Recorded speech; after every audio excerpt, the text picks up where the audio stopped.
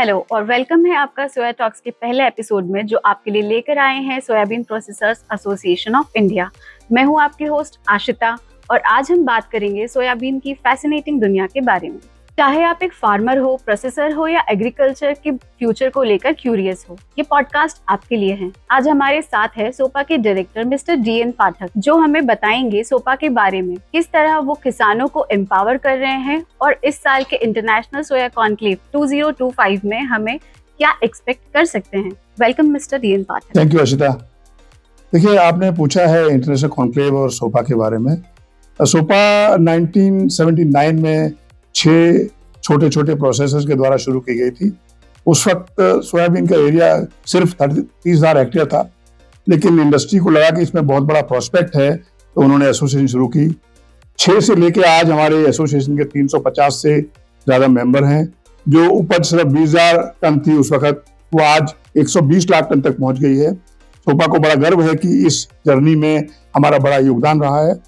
जहाँ तक कॉन्क्लेव का सवाल है, तो ये एक गैदरिंग है जो कि हम हर साल करते हैं, जिसमें सोया वैल्यू चेन के हर एक मेंबर शामिल होता है, चाहे वो प्रोसेसर हो, इंटरमीडिएट हो, इंपोर्टर हो, एक्सपोर्टर हो या ट्रेडर हो। किसान हमारा एक बड़ा फोकस है।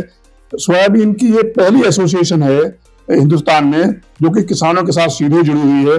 हम किसान के साथ काम करते हैं उनकी उपज बढ़ाने के लिए, उनकी समृद्धि को बढ़ाने के लिए। अब मुझे बड़ा गर्व है कि जहां तक मध्य प्रदेश का सवाल है, मध्य प्रदेश की पूरी रूरल इकोनॉमी उस सोयाबीन की वजह से पिछले 30-40 साल में बदल गई है और सोपा का उसमें बड़ा योगदान रहा है। ये सुन के अच्छा लगा मिस्टर पाठक। तो आप हमारी ऑडियंस को बताएंगे कि सोपा किस तरह से स्पेसिफिक तौर पर किसानों को ग्राउंड लेवल पर एम्पावर कर रहा है। देखिए, किसान की समस्या ये है कि उसको सही इनपुट और सही टेक्नोलॉजी उपज के लिए नहीं मिल पाती है, वहां तक पहुंचती नहीं है।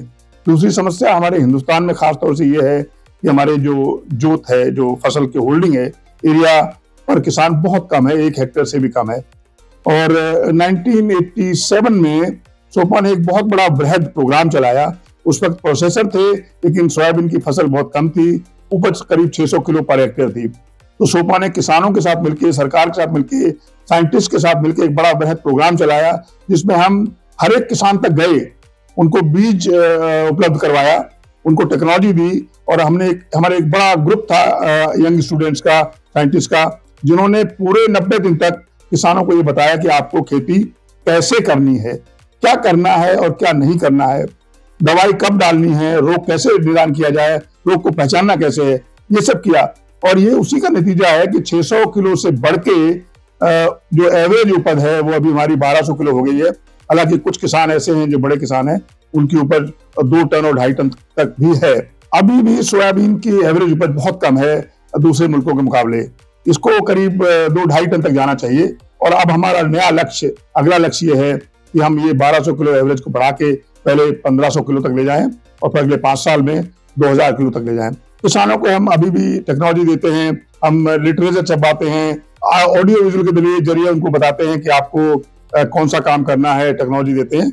और ये उसी का नतीजा है कि फसल इतनी बढ़ सकी है। और आगे जब हम इसको और आगे ले जाएंगे तो किसानों की ऑब्वियसली आमदनी बढ़ेगी, उसी खेत से वो ज्यादा पैदा कर सकेंगे, इसलिए उनकी आमदनी और बढ़ेगी। ये तो काफी इंटरेस्टिंग है। अब हम बात करते हैं इंटरनेशनल सोया कॉन्क्लेव के बारे में कि ये सोयाबीन इंडस्ट्री का एक बहुत बड़ा इवेंट है। तो क्या आप हमें बता सकते हैं कि सोया कॉन्क्लेव किसको अटेंड करना चाहिए? देखिए, सोयाबीन इंडस्ट्री बहुत बड़ी हो गई है वर्ल्ड में और हिंदुस्तान में भी। दूसरा, हम एक ग्लोबलाइज्ड दुनिया में रह रहे हैं, तो हम दुनिया में क्या हो रहा है उससे अछूते नहीं रह सकते।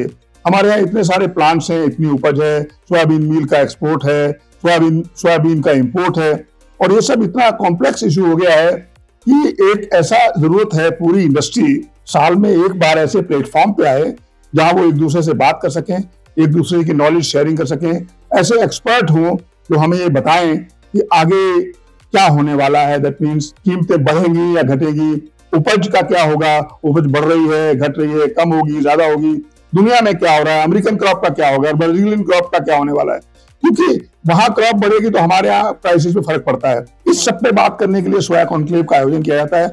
इसमें क्योंकि एक बड़ा हमारा काम सोपा का टेक्नोलॉजी इंप्रूवमेंट भी है, तो सोया कॉन्क्लेव में जो बड़े बड़े मशीनरी और टेक्नोलॉजी सप्लायर्स हैं वो हिस्सा लेते हैं। और वो बताते हैं कि अभी दुनिया में सोया प्रोसेसिंग के क्षेत्र में, सॉल्वेंट एक्सट्रैक्शन में और सोया रिफाइनिंग के क्षेत्र में क्या नए काम हो रहे हैं।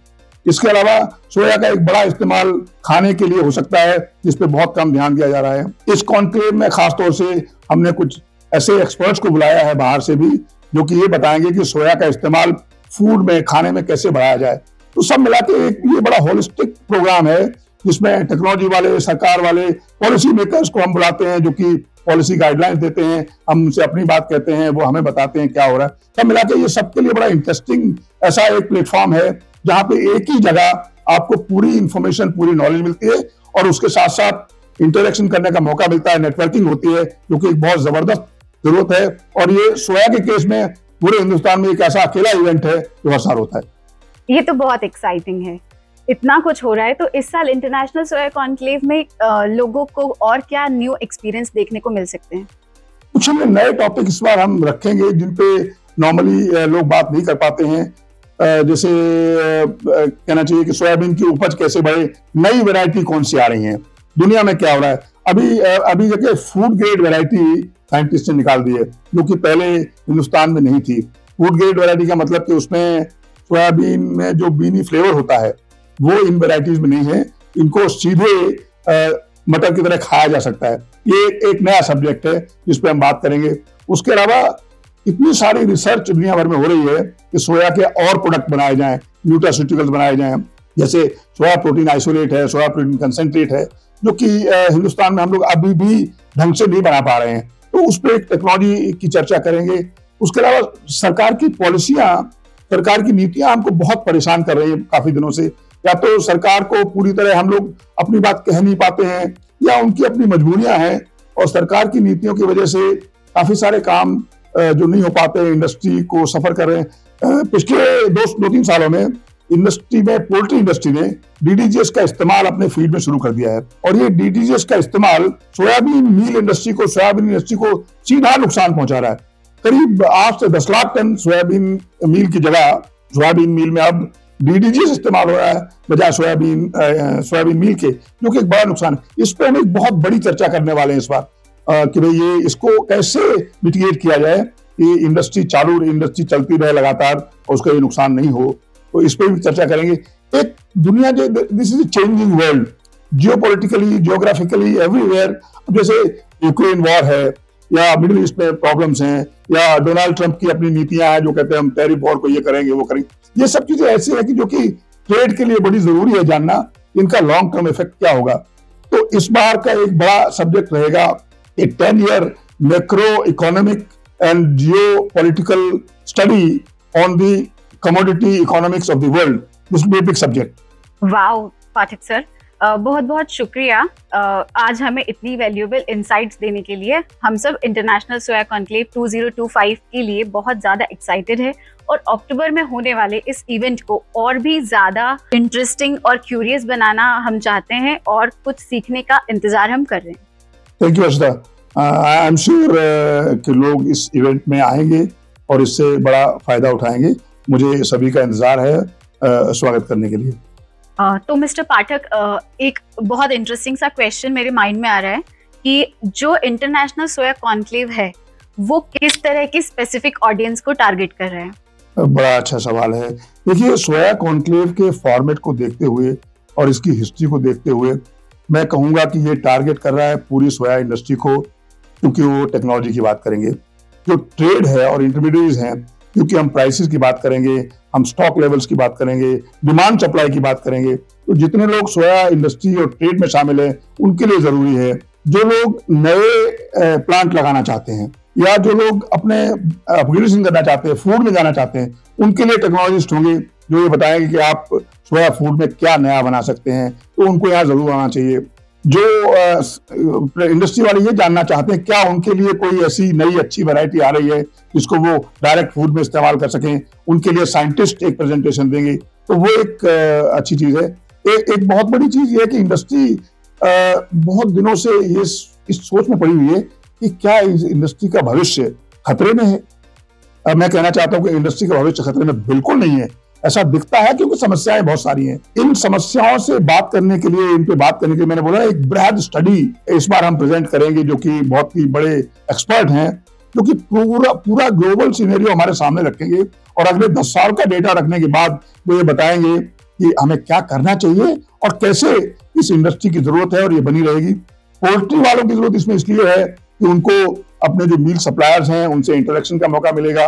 उनको लिए ये जानना बहुत जरूरी है कि सोयाबीन मील की सप्लाई इस साल कैसी रहेगी। तो यहाँ से पता लगेगा कि डिमांड सप्लाई कैसी है, वो खरीदें कि बेचें, कि स्टॉक करें कि नहीं करें, उनके लिए ये जरूरी है। तो ये कुल मिला के जितने भी लोग सोया वैल्यू चेन से जुड़े हुए हैं, ये कॉन्क्लेव उन सबके लिए जरूरी है, चाहे वो नेटवर्किंग हो, चाहे नॉलेज गैदरिंग हो, चाहे डिस्कशंस हो, इंटरेक्शन हो, सबके लिए सोया कॉन्क्लेव कुछ ना कुछ रखता है और होगा इसमें। इसलिए मैं चाहता हूं कि सभी लोग जिनका सोया वैल्यू चेन से कुछ ताल्लुक है वो इसमें जरूर आए और भाग लें। तो हमारे लिसनर्स आपसे किस तरह से जुड़ के रह सकते हैं? देखिए, जो 4 सोशल प्लेटफॉर्म्स हैं बड़े मीडिया के, वो चारों पे ही सोपा और सोया कॉन्क्लेव के बारे में इंफॉर्मेशन है। व्हाट्सएप चैनल हमारा है, लिंक्डइन पे हम हैं, इंस्टाग्राम पे हम हैं और फेसबुक पे भी हमारा चैनल है। तो आप चाहें तो कोई भी इंफॉर्मेशन जो भी आपको चाहिए वो इन चैनल से मिल सकती है। आप सीधे ऑफिस से भी कनेक्ट कर सकते हैं, जहाँ पे आपको और ज्यादा इंफॉर्मेशन चाहिए तो मिल सकती है। Thank you so much. हमारे लिसनर्स, हम उम्मीद करते हैं कि आपको आज का एपिसोड इंस्पायरिंग और इन्फॉर्मेटिव लगा होगा। सोया टॉक्स के अगले एपिसोड के लिए ट्यून इन रहें, जहां हम सोयाबीन और एग्रीकल्चर की दुनिया के बारे में एक्सप्लोर करेंगे।